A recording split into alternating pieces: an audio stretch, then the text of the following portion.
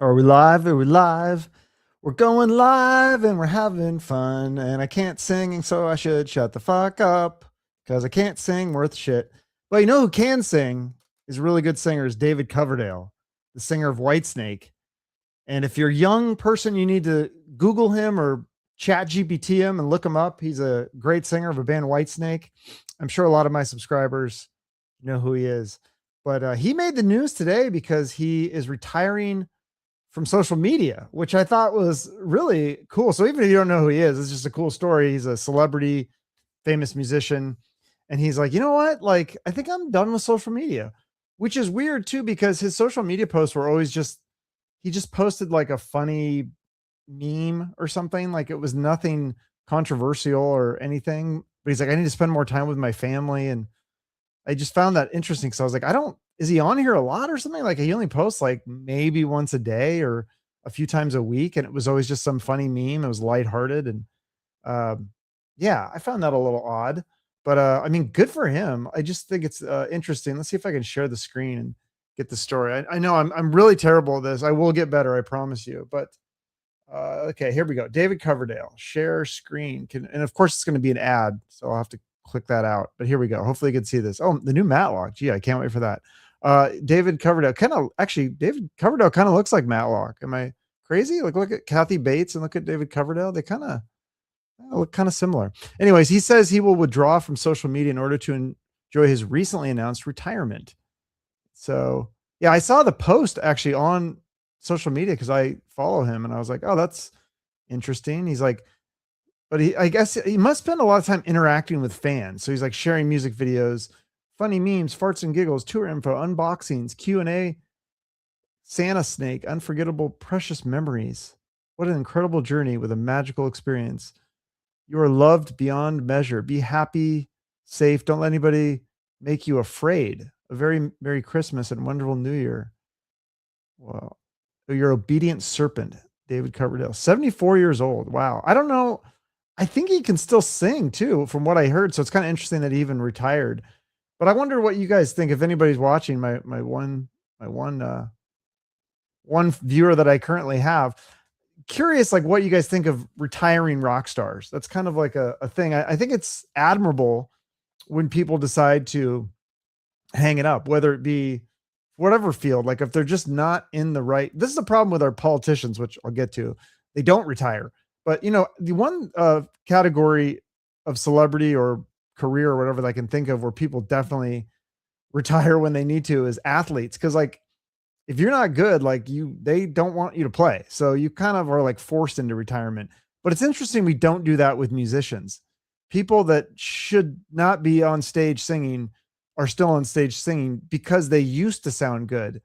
So they're just living off the coattails of their past. And I just don't understand that as someone who is always trying to do good things for myself and, you know, contribute to the world. Like, why are you doing that? Like, it's okay to go, you know what? I can't sing anymore. And then what you could do is instead of trying to, you know, pump up your own brand, why don't you help a younger musician?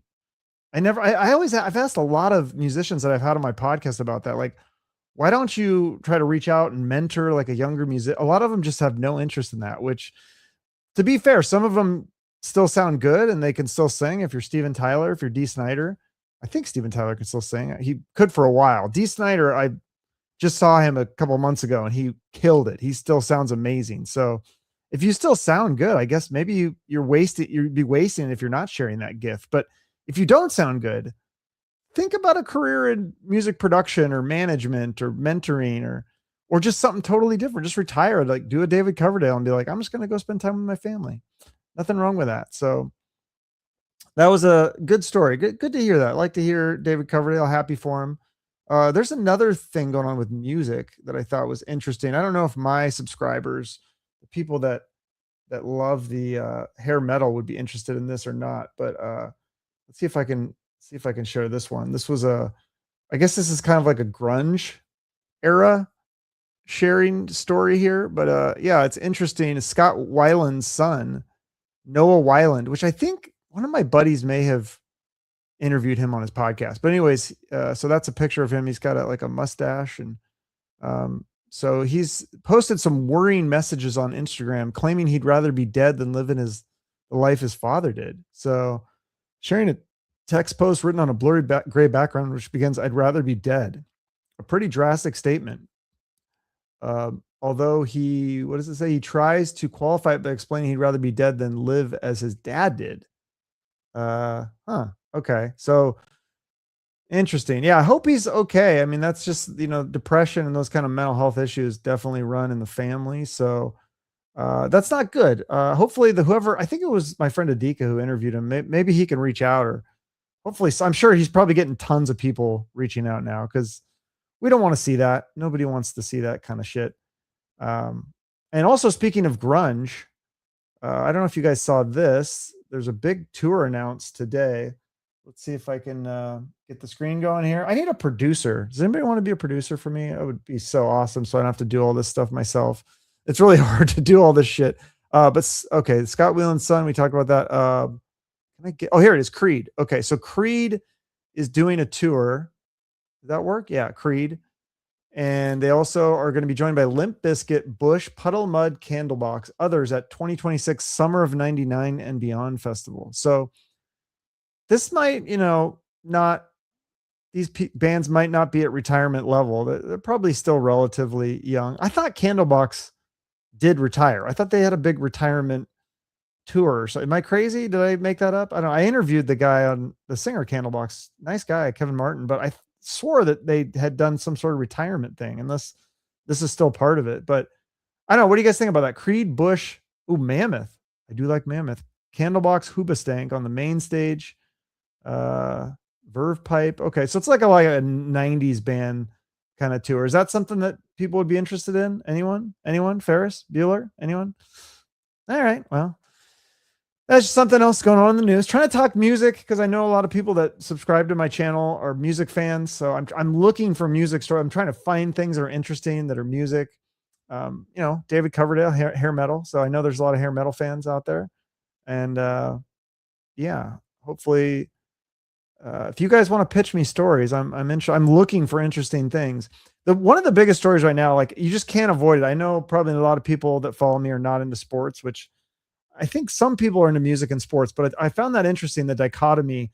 It's like, if you're into music, a lot of times you have no interest in sports. And then a lot of people that are into sports don't really care about music. But I mean, this like transcends sports. Like, even if you're not a sports fan, this story is just crazy about this Michigan coach. If I'm sure you're going to hear it if you haven't heard about it already. But he got fired, but they're still revealing some of the things that he did. And let's see if I can get this article up here. I don't even know all the details yet, but let's see. Did that work? Okay, here we go. So fired. So there was an OnlyFans model that claims that he was sending her direct messages. But this is after it was already revealed that he had an inappropriate affair with one of his staffers. But I guess he was also reaching out to OnlyFans people. And then they said something about a Diddy party. I mean, and then the story came out that he had a knife and went to let's see if I can get this one going here. What's the next one? Sorry about all the technical difficulties, but I do want to try to share. I want to make sure I share the story and say it right, because if I don't, people will be like, "You did misinformation, son of a bitch." Is this it? Suicidal. Okay, yeah, here we go. So, God, a lot of suicidal stuff going on here, but this is bad, like, I don't want to see anybody, even if you made some mistakes and you did some things that are not good, I don't want to see that person kill themselves. But it says that he was suicidal after the cops were called to his executive assistant's apartment. So the story I read, which I don't know how accurate this is, so forgive me, don't call me a disinformation guy if I say this wrong, but I think it was something like he's married with kids and he was messing around with one of his staffers and he got her pregnant, and then he got the plan B. But the reason he got caught allegedly is that he ordered plan B on DoorDash, and the DoorDash person reported them and said, "Hey, why is this guy ordering plan B?" Because he ordered it to his office, allegedly. That's what I read. I don't know if that was an article or a rumor. So if it's a rumor, I apologize. But that's what I mean. There's so many crazy things coming out about this story that it's hard to keep track of what was real, what was rumors. This is the girl, very cute girl. And then somebody had an interesting take on it too. They said that he shouldn't have hired a cute girl to work for him because that's like bad. That's setting you up for, a bad situation, and somebody said that's a terrible take, and it's like, well, no, not really. I mean, it's like, think about if you're an alcoholic, maybe you should avoid bars for a while, like until you can get things under control. Maybe being in a bar is not a good place for you if you can't control your urges. And it's the same thing. If you can't control your urges around beautiful women and it's going to be a problem, why would you put yourself in that situation where you're going to be working around somebody? So I don't know. Yeah, there's that whole story. You guys can go. I can't even go into it. We would spend the whole live stream about it, but it's a crazy story. It's and here's my thing about college football coaches. So I mean, this is just one story about it. There's so many stories about college football coaches doing inappropriate behavior.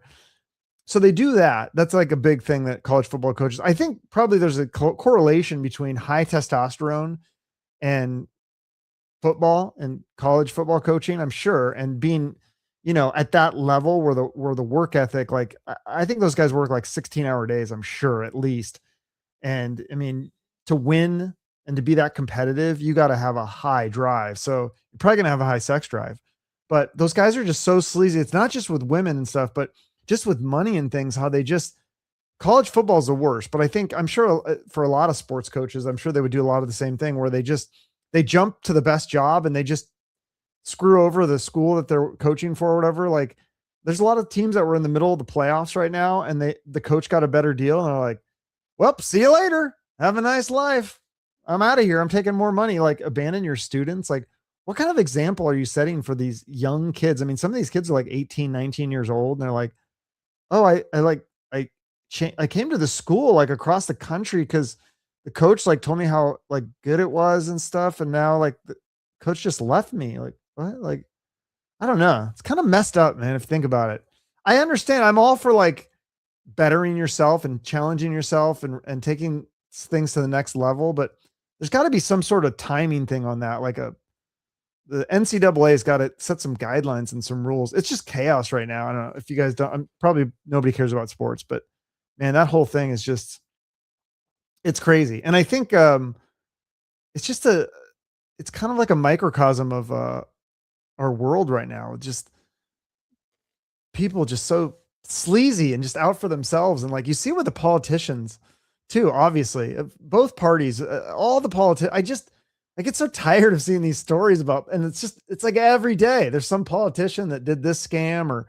said this terrible thing. And why are they all so terrible? And one thing I've noticed about this is what I say, going back to David Coverdale and his quitting social media. Like I kind of get it. Cause you go on social media and it's so negative. I try to just kind of take it with a grain of salt. That's why I do these live streams is like, I want to just tell these stories because I feel like they're so interesting. And a lot of it is just funny to me. It's just like, it's comical how terrible some of these people are but the politicians especially. But I noticed with politics, it's rarely about pumping up your own party and what the politician did. It's always about blaming someone else, a group of people or certain specific people.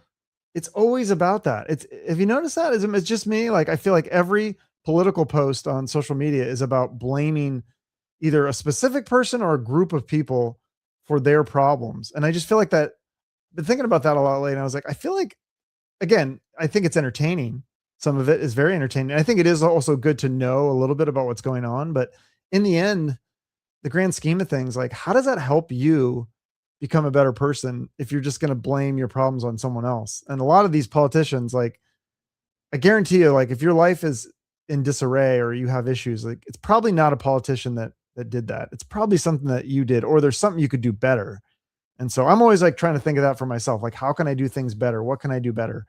So I don't know. I just had that thought. I just thought I would share that. I know you're not supposed to talk politics. Gets people unfollow you and write a bunch of nasty comments, but I feel like I've kind of moved past a lot of those kinds of people that do that thing. I feel like those people have already unfollowed me. So I think like this is the cool kids now, like all the adults and kids that are following me now. Like, you guys are the cool guys. Like, you guys rock because you're still watching my stuff. You're watching my content. My shorts are doing very well. My last live stream yesterday got almost 100 views, which that doesn't sound like a lot, but I'm happy with that. That's good for me. I would have been happy with 10 views. I just want to come on here and practice talking and ranting and analyzing things. I would love to have more viewers so I could get some feedback from you guys, but yeah, it's fun. Oh, here's another story. There's a couple other stories. I don't know. There was some things we could talk about with, I don't know, Bridget Fonda lost weight. Does anybody care about that? That's kind of interesting. Kate Winslet talked about having, she doesn't do plastic surgery. I thought that was kind of interesting. I thought that was kind of cool. But here's the thing I did want to show you guys, because I feel like this is something maybe people don't think this is interesting. Maybe they do, but just how insurance is such a scam. I don't know. Has anyone else had a problem with this? Have you ever tried to make a claim on insurance, like whether it be homeowners or car insurance? Like, it is not a fun process. When my airbags went off on my car a few years ago, and I tried to make an insurance claim, and they were trying to say, no, it's faulty airbags. That has nothing to do with us. And I was like, well, the manufacturer is saying the airbags deployed as they should have because it went over a bump. I had to fight them I mean, and if I was just like a meek person, I probably would have just given up and just paid for it myself because the dealer was not going to pay for it. So if the insurance company didn't pay for it, I was going to be out like 10 grand or whatever. Finally, like after repeated calls, I was finally able to get the money that I was owed. But you got to check this out. This lady, so hopefully I can get the screen share thing to work. I want to play this video. It's only like 59 seconds or something. It's like less than a minute. But it's really sad what happened to her. And I think this is more common than you think. And let's see if I can get this. Okay. Does this work? All right. Let's see. Actually, just kind of, it's more than 2 minutes. And make sure that is it working? Ask the simple question of if something, tell anyone personal information about myself. But I never want anyone that I know to go through what we're going through right now. If you have insurance on your home, you need to call and make sure that ask the simple question of if something as devastating as what happened to us, our whole house is gone, can we just build exactly what we had with our insurance policy? Because what I'm finding out, when you think you're like, okay, well, let's just build exactly what we had, it just doesn't work like that. I don't know a lot about insurance. Okay, so basically, I mean, I don't want to play the whole thing, but you get the gist of it. And I don't know if that woman is full of shit. I don't know. I mean, maybe she's AI. I don't know. But here's what I do know is that insurance is a scam. That's what the post said. The poster had mentioned that a lot of this insurance is, they're in the business of making money. They don't make money when they pay out for things. So they try their hardest to not pay out as much as they can. I think they hide things in the contracts.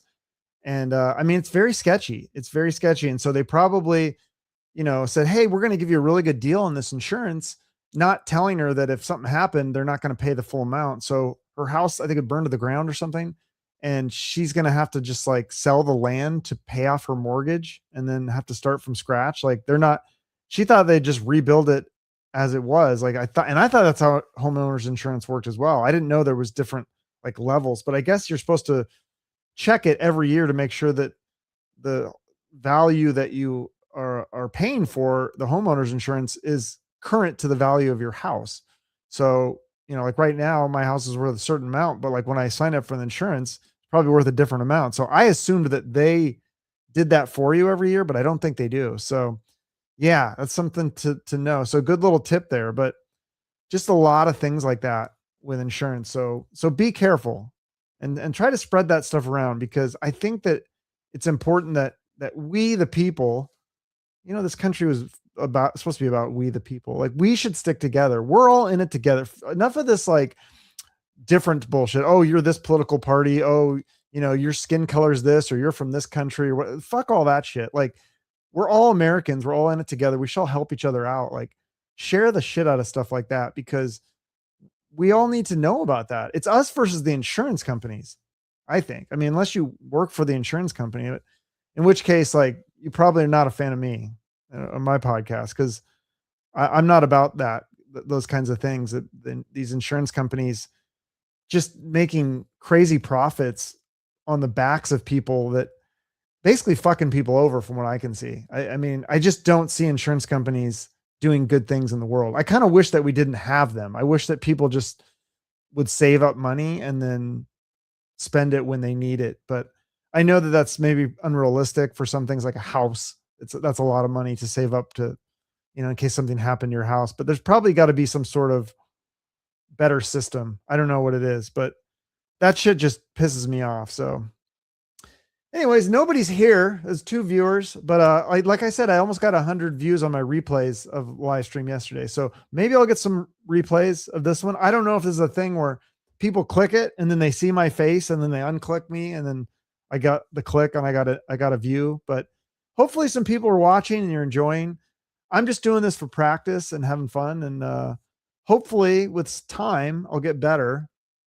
I'll learn what people like and what they don't like. And we'll have a little following here. We'll have a little club. We'll have a little get together. And it'll be fun. Be like a little family. So I look forward to that. And I'll just keep trying until I get there. So thank you for watching this. And again, send me messages or comments and let me know what you want me to talk about. I'm open to talking about just about anything.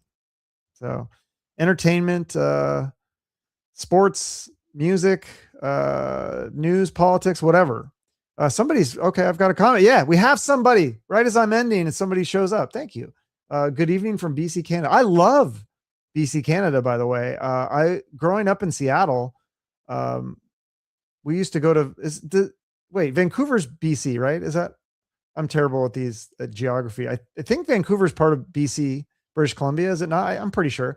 But yeah, we used to go to Vancouver to drink when I was 19. It was so weird to go into a bar at 19. You're like I'm not supposed to be here. What? I'm like ordering a beer at the bar. Like, what the hell? It was fun. I loved Vancouver. Although I feel like it's kind of gone downhill. I don't know. Maybe I'm wrong, but I loved it back in the 90s. It was really cool. It was really nice. It was similar to Seattle in many ways. Yeah, very, very fun place, fun people. Love Canadians. West Coast Canada. We call it Hollywood North. Yeah, you know what else is cool is Whistler. I gone there a few times. I skied there when I was a kid, and then I went back a couple times in the summer. And God, it's just so beautiful out there. It's weird moving to Arizona in the desert. You really appreciate lakes and forests and mountains way more when I go back to like green grass and of Washington and Canada, like the rivers, the lakes, the all that stuff is just. Where did I go? Victoria, because I always heard the commercials when I was a kid.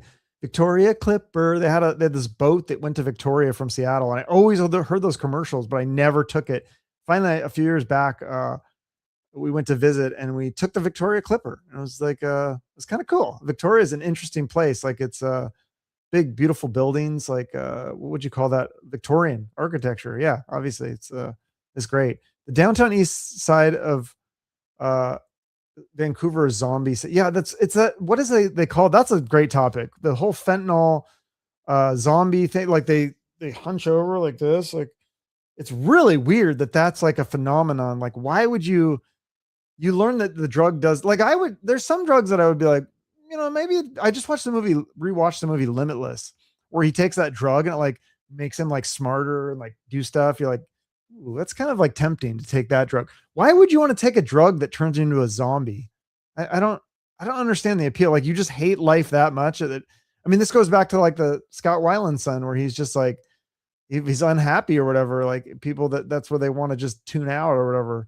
And I don't think that's the answer. I think the answer sometimes is like the opposite of what you think. You think you want to tune out, but really you're just unhappy because you're not producing, you're not doing things that's what we're meant to do as humans. I think is that you're meant to do something. Maybe it's live streaming. Maybe it's singing music. Maybe it's producing or mentoring somebody who's younger than you. Maybe it's just welding or something that you just, you're able to occupy your mind. And yeah. Yep. Let's see. What does it say? Yep. When they recover, they can become great yoga instructors. What the fuck's that's fucking funny. Yeah. No, I know. It is like this. I think they called it, when I was in psychology, they called it, there's a term waxy flexibility. It was like there's certain people with a form of schizophrenia where you could literally pose them, and you could like pose them like this, and it's something to do with your dopamine or something. Like I'm sure the drug is fucking, yeah, I swear to God, you could pose people in these weird positions and they would just stay stuck like that. It was freaking weird. I saw people that were catatonic. I mean, working in the mental hospital, that was a wild summer for me. I'll never forget that. I learned a lot. People should have to do things like that. They need to get out there and experience the world and see the good and the bad of the world, because if you just live on the internet, you're missing a lot of things in life, and good and bad. And I think you need to have both to appreciate the good. We really do. So, all right. Well, thank you so much for watching, guys. Send me those comments, send me those messages, tell me to fuck off. I don't care. I'm having fun. I'm having a great time. Happy December, happy holidays, happy Hanukkah, happy Kwanzaa, Merry Christmas, Happy New Year, all that stuff. Have a great day. Thanks.